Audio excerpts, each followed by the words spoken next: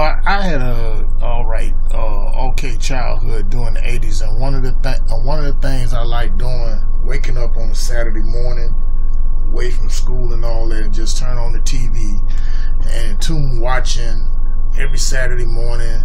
It was always watching the Lone Ranger, and the cartoon, and even the cartoons from Filmation and stuff, and so on and so forth. But the Lone Ranger, along with a few others like Zorro, Tarzan, had always kind of intrigued me. And this was back like during the early mid 80s and stuff, when I was growing up. And the Lone Ranger is the one that really like kind of caught me, because the fact of the matter, as being kids, as we were growing up, a lot of us grew up wanting to be like the Lone Ranger. You know what I'm saying? We thought, we said it was cool just to see a guy riding around in a mask and riding on a beautiful white horse. And the word is hi-ho silver, and he never missed his target. He always shot with silver bullets, and it just so happened that the horse name is Silver. Well, here's something that does kind of stuck out to me as of recently when I did a video. Let's fast forward to now about like with the Lone Ranger and Silver. Because every time when I see the infamous iconic picture of the Lone Ranger, this is the Lone Ranger from back late 70s. That was the TV show, the real TV show. I forgot the actor's name who played the Lone Ranger. But I watched the cartoon one too by Filmation as well. But this right here, this was the iconic picture you always seen of the Lone Ranger Silver, stand on two legs, reared up. And it's kind of symbolic. Now just follow me with this. When you look at it. Now, William H. Cooper wrote the book, and I recommend getting this, Behold the Pale Horse. And I swear, the cover of that book had said picture of a guy riding on a white horse. And really, to tell you the truth, white has no color. It's not even a color. It's transparent and all that. And I find it kind of ironic and kind of make you go, because the story of the Lone Ranger used to be a Texas Ranger. Him and some of the officers led into an ambush by the bad guys in the canyon, where they killed all of them except for him.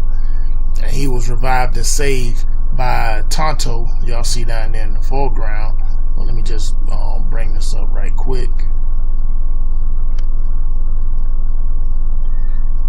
Was revived by Tonto, as you can see here. And it just so happened, he embodied the spirit of the one who could never be killed. Well, before he became Lone Ranger. But here's the thing that was odd to me in the Southwest. Okay? I've never, and I do mean never, who ever heard of a wild horse? A wild horse that's white, living wild and free in the West. It's never been. Sorry about that. It's never been. And it just so happens to find out that that he sort of quote unquote tamed Silver. Now him and Silver became one, because the legend of the Lone Ranger, he could not be killed, and he rides on a white horse, wears a white 10-gallon cowboy hat and rides a white horse. And that remind me so much of the person, the character that ride on a white horse on the cover of the book, Behold the Pale Horse, by William Cooper. William Cooper is, y'all, in case y'all don't know who that is, he's dead now. It's a former Navy intelligence officer that exposed a lot of things. He's the main one who also exposed Oinky the Pig, otherwise known as Alex Jones. He exposed Alex Jones as being the biggest bullshit artist that's out there, but I'm not really going to talk about that cracker, about Alex Jones. But here's the thing that I wanted to point out. They indoctrinated it so much in our head. Now, this is a picture from the 1981 Lone Ranger movie that came on ABC back in the day, back that night. And there was a lot of action in there. Now you look at Silver, look at Tonto. Tonto, basically, he represents the indigenous people. Yeah, of course, you know what I'm saying, have a white guy, but the picture that, you know, Tonto, you know, you see he's melanated. And so is his horse, Scout. Scout is a pinto, by the way, you know. He got the white blotches and all this and so on and so forth. But it's a symbolic nature that's going on right here. Because see, like, get back to here with the Lone Ranger and Silver, when we see that and they ingrained it, you know, the marketing and all that, ingrained it and indoctrinated into our psyche about with a white guy riding a white horse, you know, to me it's sort of like ingrained psychology of, you know, of indoctrinated white supremacy. Because every time you see a picture of the Lone Ranger, you always see him in the front and Tonto in the back. It's always been that way.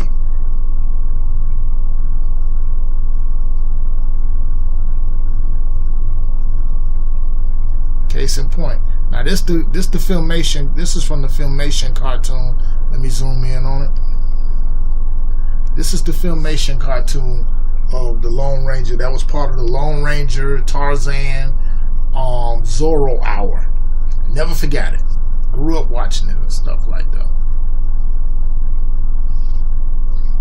Because to tell you the truth, because see, if not for Tonto, and see, you can look at Tonto right here now. Filmation, I gotta give them all the props in the world. Fuck Disney. Filmation was the shit. You know, they was ahead of their time. Everybody think Disney this, Disney that. Disney is nothing more than just a bunch of pedophiles starting off with their founder and robber baron, Walt Disney. Okay? I was told a long time ago by a friend who I haven't seen in a while. That's when I used to do the gentleman bars.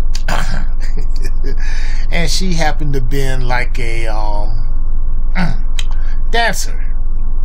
Case in point. You know, and you know, we had conversation and everything like that. So, you know, she told me a lot about that, about Walt Disney.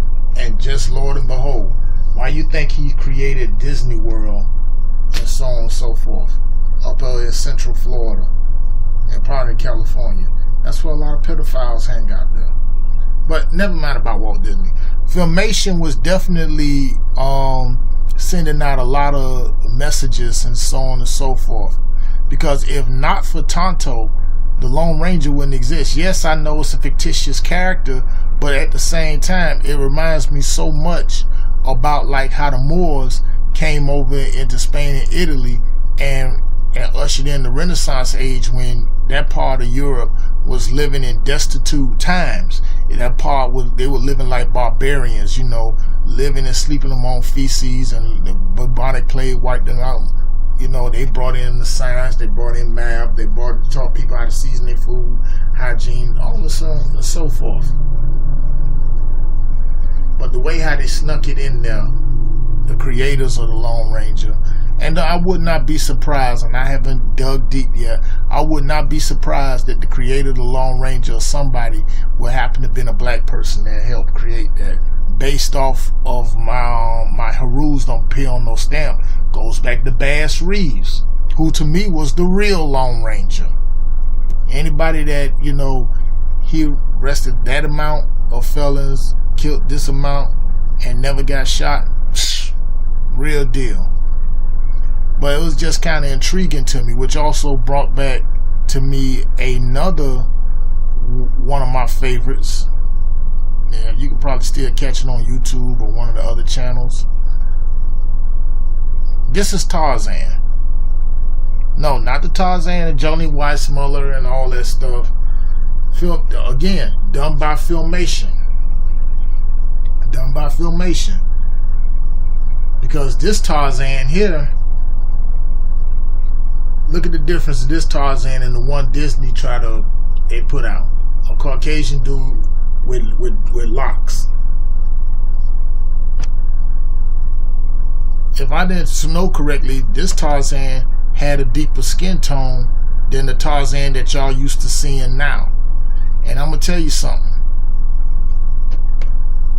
Tarzan they labeled this one Tarzan Lord of the Jungle. And when he's Lord of the Jungle, he's Lord of the Jungle. I mean, one of his best friends in this series, and I enjoy watching it, was Nakima, which happens to be like an old world monkey. I think not a langur, but more like a colobus monkey or something like that. Because the ones that's over here in the Americas, they could use their fifth tail as an arm, as it's prehensile. The old world monkeys, they can't do that. But look who he's surrounded by: Tantor the elephant, the Bomonganis, the apes who raised them, and then you got Numa the lion, who became his ally and occasional adversary. But one lion that he did raise from a cub was Jabolja, who had golden fur. But I found it real interesting that this Tarzan had indigenous features. I don't know. Let me see if I could zoom this up on there so maybe y'all could probably see it. I may have to choose like maybe a better picture or whatever. Let me see if I could just pull that shit up, man. I tell you, because it was just. I'm gonna get to Zorro in a minute.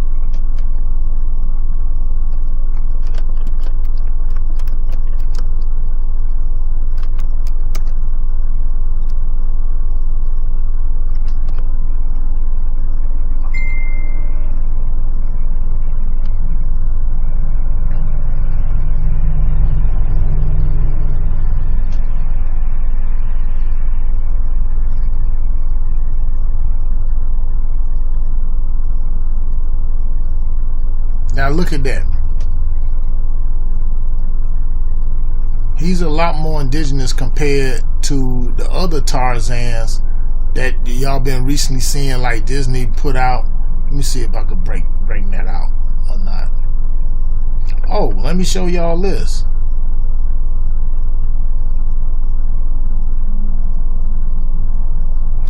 That's, well, let me save the image.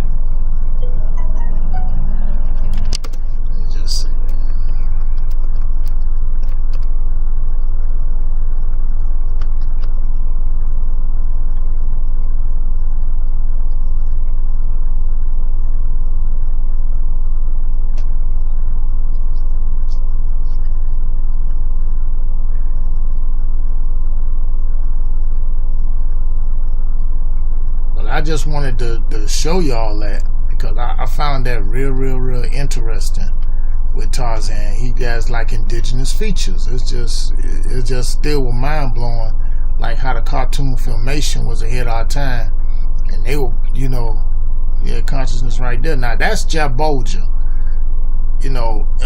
According to the cartoon storyline, look for the episode Tarzan and the Golden Lion. Him and Nakima was like, just waking up or whatever, doing that early morning to see how the jungle is, to survey. He's the Lord of the Jungle. What you expect? And then they seen the vulture circling around. Come to find out, the lioness was dead, and there was this little lion cub, golden fur and all. And so Tarzan took him on, raised him up. And the thing about it, he didn't keep him. He didn't do anything like that. He grew up to be what you're looking at right now, Jabolja, golden lion. And he was a lot different than any other lion than Numa. Jabolja had green eyes. I don't know why. I think they just wanted to differentiate from Numa and all that. But his golden mane was obvious. But see, here's the thing. You know, he didn't control, didn't tame them. He was at peace with, you know, with all of them. He had his adversaries, as you can see right there. Even some with the Bomonganis or whatever like that.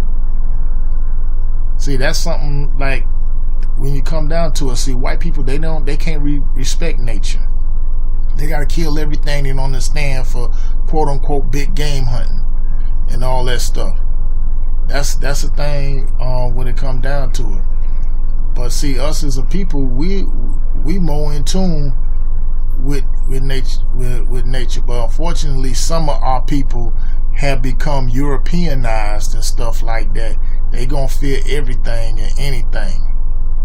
You know, shoot, me, I didn't grow up like that. I grew up animal love anyway. You could put me in a cage with a Siberian tiger, I'd be fine. You know, that's how that go. But you know, but Filmation, man, it's just something that came across to me myself, and I say, damn, I got to do a video on this. This is kind of interesting. Now here, go back to the Lone Ranger again, but this time parallel to him was Zorro, who was there around at that time as well. Zorro is like basically meaning like fox in Spanish. But here's the thing. Here you got the Lone Ranger, white guy wearing a 10-gallon white hat, riding a white horse named Silver, a wild white horse they found in the wild. Yeah, right. I'll never believe that. You know, to me, I think that's symbolic. It represents white supremacy, because think about that. A lot of these Peckerwoods want to be like the Lone Ranger so doggone bad. And like I said, as a kid, yeah, even I was admiring the Lone Ranger. But then when Zorro came on the scene, ooh, my whole perception changed ever since. Because here you got Zorro played by somebody being of an indigenous origin, because like Zorro's skin tone was not white. It was olive brown, and he was wearing all black, and he rode an all black horse named Tempest. Tempest is like Tempest meaning the weather, something related to the weather. That was his horse name, and his sidekick rode a horse that was of a lighter hue. Sorry about that.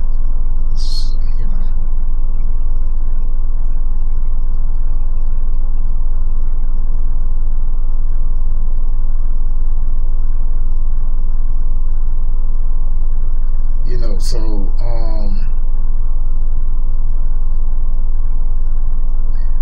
let me just look this up for you. I got the dictionary pulled down here for a second.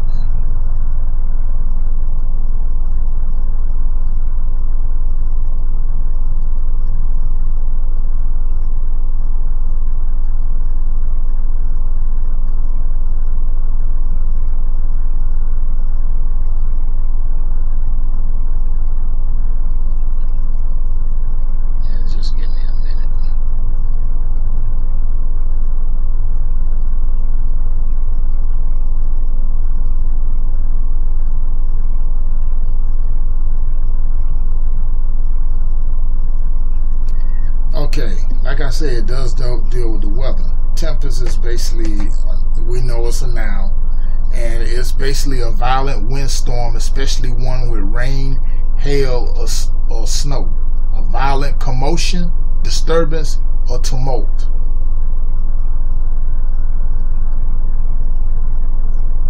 You know.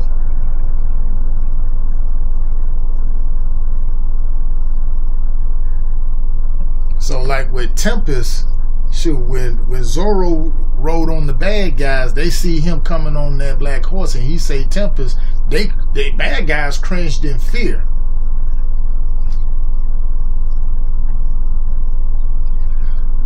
So, you know, like, and on top of that, from a Moorish perspective, yeah, it was some Moorish ideology in there, because remember, Moors also inhabited all the Americas, North, Central, and South America. But Zorro is that hero for Mexico. You know, he was that dude before the world known a billionaire from Gotham City. he donned himself the Dark Knight. Well, Zorro was the original Dark Knight. He had the sword and all. He was the best swordsman throughout all of Mexico. Not even the soldiers who he fought against, that was headed by a corrupt governor of president of Mexico, couldn't even do it, because Zorro whooped them all. Just like how the Lone Ranger you had with his silver bullets, Zorro had his swords. And geographically, Lone Ranger was in Texas, Zorro was in Mexico. But look at the correlation for yourself. You know what I'm saying? It's just like, it just brought back a childhood thing to me. And I just said like, And I was just laying here deciphering a lot of this stuff, looking back and like, damn. It's amazing how the cartoons, like, you know, the hell with Disney. Shoot, Filmation knew what they were doing. Remember, these the same people also made other cartoons. I may do a part 2 to this as well. With some of the characters like Black Star and Brave Star, and of course He-Man and the Masters of the Universe. You know, that sort of thing. But I just thought that it was just kind of interesting with Lone Ranger, Tarzan, Zorro, you know, and how this play all into it when it come down to racism and white supremacy and stuff like that. You know, this is what they ingrain in our kids' head, who we want to be like, but they don't want to talk too much about him. But they depict Zorro as being an outlaw, bad guy. But the Lone Ranger was dubbed as a hero. So when you look at Silver, the white horse, it goes right back to that old saying we were growing up to always, our daddy used to tell us, you know, when white is right, black is bad, which is not even true, which is so much totally untrue. But I'm gonna just leave this right here for y'all and let y'all think about this for a minute. You know, let me know what y'all think about it in the comment section. So don't forget. Oh, and by the way, sorry about that. I'm being like that.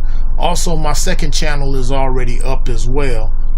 So, you know, I'm gonna leave a link in the description for that channel, so y'all could go right on there to it.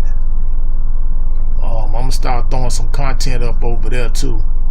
So let me know what y'all think about this correlation. If anybody that grew up in that time, let me know in the comment section. Subscribe, click the bell when you want to get notifications. I'm out.